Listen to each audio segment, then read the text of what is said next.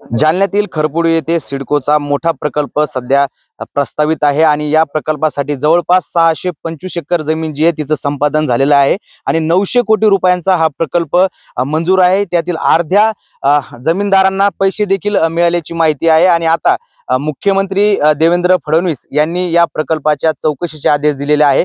खरं तर मी सध्या या ठिकाणी उभा आहे ज्या ठिकाणी हा सिडको प्रकल्प जो आहे तो प्रस्थापित आहे आणि येथील जे खरपुडीचे जे या सिडको प्रकल्पामध्ये जे बाधित शेतकरी आहेत त्यांनी खरं तर ही जी चौकशीचे आदेश देवेंद्र फडणवीसांनी दिलेले आहे त्या चौकशीला विरोध या शेतकऱ्यांनी केलेला आहे। एकंदरीत यांचं काय म्हणणं आहे आपण जाणून घेऊया। दादा, खरं तर हा सिडकोचा प्रकल्प खरपुडी येथे होतोय, तुमची जमीन देखील यामध्ये संपादित होते।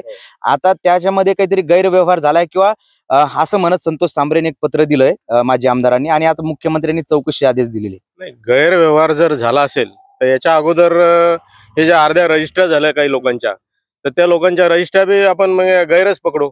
आणि जर तसं असेल तर शासनाने आतापर्यंत हा प्रोजेक्ट लक्ष द्यायला पाहिजे होतं की कुठे गैरव्यवहार झाला, याला कशा पद्धतीनं याच्यामध्ये कामकाज चालू आहे। अर्ध्या रजिस्टर केल्यानंतर जर शासन म्हणतं याच्यावर चौकशी लावा, हे चुकीचं आहे। आमचं एकच म्हणणं आहे की लवकरात लवकर शेतकऱ्यांच्या वतीनं मी असं बोलतोय की लवकरात लवकर रजिस्टर करावं, असं सगळ्यांचंच म्हणणं आहे शेतकऱ्यांचं। आणि हे जे चौकशी आहे रद्द करण्यात यावी। खरं तर याच्या अगोदरही शेतकऱ्यांचा लढा यासाठी या प्रकल्पासाठी सुरू होता। ग्रीन झोन आणि येलो झोनचा हा विषय सगळा होता। तुमचं काय म्हणणं आहे नेमकी? तुम्ही अगोदर जेव्हा जिल्हाधिकाऱ्यांना निवेदन दिलं तेव्हा तुमचं मत असं होतं शेतकरी वगळून सगळ्यांना या प्रकल्पाचे पैसे मिळालेले आणि तशात आता ही चौकशी लागली। सर, आता हे 2019 पासून आमच्या जमिनी म्हणजे यांनी हे केलेलं आहे, याच्यावर आरक्षण पडलेलं आहे, याच्यातल्या अर्ध्या लोकांचे रस्ते झालेले आहे। आता आमच्या ऐन रस्त्याच्या आम्हाला यांनी चौकशी लावली। आता एक तर जमीन आमच्या पडीत पडलेले आहे, कोणी लोकांना डेव्हलपमेंट केलेलं आहे, कोणाकडे अंगूर आहे, कोणाकडे मोसंबी आहे, कोणाकडे फळबाग म्हणजे रबी पीक आहे। हे पण याच्यामुळे आमचं पण नुकसान झालं याच्यामध्ये। आता हे नुकसान कोण भरून देणार आम्हाला? 19 पासून यांनी आमची हेसर लावली शेतकरी लोकांची। शासनाला आमचं एवढं म्हणणं आहे की तुम्ही हेसर रद्द करून लवकरात लवकर रस्ते करावं आणि ही चौकशी रद्द करून लवकरात लवकर शेतकऱ्यांना पैसे मुआवजा देण्यात यावा। पण मला असं म्हणायचंय, जर खरंच या प्रकल्पामध्ये काही भूमाफियांनी जसं संतोष सांबरेने आरोप केला तसं झाला असेल तर चौकशी होण्यात काय हरकत काय? नाही, आता भूमाफिया कोणचे? त्यांच्या जमिनी फार पूर्वी घेतलेले त्यांनी, काय उद्या घेतले त्यांनी आणि त्यांना जे पैसे दिले ते शासनात दाराप्रमाणे दिलेले का त्यांनी रेट थोडी वाढवले त्यांनी। आमचं तर रेट म्हणत होतं, आमचं 2.5 कोटी रुपये म्हणत होतं त्यांना, पण ते दिले की त्यांनी शासनाच्या नियमाप्रमाणे पैसे दिले त्यांनी। कुठं गैरव्यवहार झाला? गैरव्यवहार झाला असता तर त्यांनी जमीन आधी घेतलेल्या आधी आमच्या जमिनी तिथं जुन्या गैरव्यवहार कुठं झाला? कुठं? अजून काही शेतकऱ्याशी बोलण्याचा प्रयत्न करूया। दादा, एकंदरीत तुम्ही हा सगळं खरपुडील जो सिडको प्रकल्प होता याबद्दल सगळी माहिती आहे। आज फडणवीसांनी या प्रकल्पाच्या चौकशीचे आदेश जे मुख्यमंत्री कार्यालयाने दिलेले आहेत सिडकोच्या सचिवाला, कसं बघता? चौकशी म्हणजे होणार आहे, चौकशी लावायची होती तर ही रजिस्ट्री होण्यापूर्वी चौकशी लावायला पाहिजे होती। कारण सिडकोच्या जमिनीमधल्या अर्ध्या जमिनीची रजिस्ट्री झाली आणि नंतर तुम्ही चौकशी लावता म्हणजे काहीतरी वेगळं याच्यामध्ये शेतकऱ्यांना वाटायला लागलेलं आहे। तुम्ही शेतकऱ्याच्या जमिनी संपादित केल्या, शेतकऱ्यांनी जमिनी तशाच पडीत पाडून ठेवलेल्या 5-7 वर्षापासून।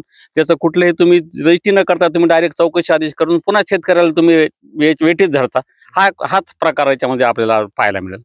दादा, खरं तर जर या प्रकल्पामध्ये काही गैरव्यवहार म्हणा किंवा काही भूमी जे संतोष सांबरे म्हणाल, जर तसा काही प्रकार झाला असेल तर चौकशी होण्यास काय हरकत? चौकशी होण्यास काय हरकत नाही, तुमचं म्हणणं बरोबर आहे। पण हे गैरव्यवहार कसा म्हणता येईल याच्यामध्ये? जर रेडी रेकनरदारांनी तुम्ही पैसे दिले तर गैरव्यवहार होऊ शकत नाही ना। रेडी रेकनरदाराच्या 10 पट जर पैसे दिले असते तर तो गैरव्यवहार धरला असता।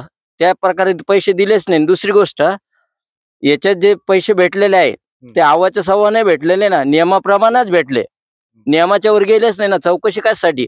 हे माजी आमदार संतोष सांबरे यांच्याविषयी आमचा पूर्ण शेतकऱ्यांचा आक्षेप आहे की त्यांनी जे हे पत्रकार दिलं मुख्यमंत्री कार्यालय हे अगोदर द्यायला पाहिजे होतं। जे की समजा व्यापारी वर्गाच्या खरेदी झाल्या त्याच्या नंतर नव्हतं द्यायला पाहिजे। म्हणजे यांचा मूळचा उद्देश काय आहे की शेतकऱ्यांना ठार मारणे हा उद्देश आहे त्यांचा। आणि आमचं मुख्यमंत्री साहेबांना तुमच्या थ्रू असं मागणं आहे की जी ही चौकशी आहे ही तात्काळ थांबवून बाकीची खरेदी खत तात्काळ करून घेण्यात यावी, नसता आम्ही समजा आंदोलन छेडण्याचा इशारा देतो याला। खरं तर देवेंद्र फडणवीस मुख्यमंत्री आहेत आणि मुख्यमंत्र्यांनी या सिडको प्रकल्पाच्या चौकशीचे आदेश जे ते दिलेले आहेत तर मुख्यमंत्र्यांनी तात्काळ चौकशी थांबवावी अशी मागणी जी ती खरपूड येथील सिडको प्रकल्पामध्ये बाधित होणाऱ्या शेतकऱ्यांनी केलेली आहे. खरं तर व्यापाऱ्यांच्या पूर्णपणे आता रजिस्टर जे आहे ते झालेले आहे, त्यांचं संपादन देखील झालेलं आहे आणि फक्त आता सिडको प्रकल्पामध्ये जे शेतकरी आहेत त्यांची जमिनी संपादित होणं बाकी आहे असं या शेतकऱ्यांचं म्हणणं आहे. त्यामुळं आज मुख्यमंत्री देवेंद्र फडणवीस यांच्या कार्यालयानं या सिडको प्रकल्पाची चौकशी आदेश दिलेले आहे आणि त्या चौकशीला स्थानिक शेतकरी जे आहे सिडको प्रकल्पात जे बाधित शेतकरी त्यांनी जो आहे तो विरोध केलेला आहे. चौकशी न थांबल्यास आंदोलन छेडण्याचा इशारा देखील या शेतकऱ्यांनी दिलेला आहे. अक्षय शिंदे, साम टीव्ही न्यूज, खरपुडी, जालना. देश विदेशातील प्रत्येक घडामोडींचे लाईव्ह अपडेट मिळवण्यासाठी आता साम टीव्हीच्या सर्व सोशल मीडिया प्लॅटफॉर्मला लाईक, फॉलो आणि सबस्क्राईब करा.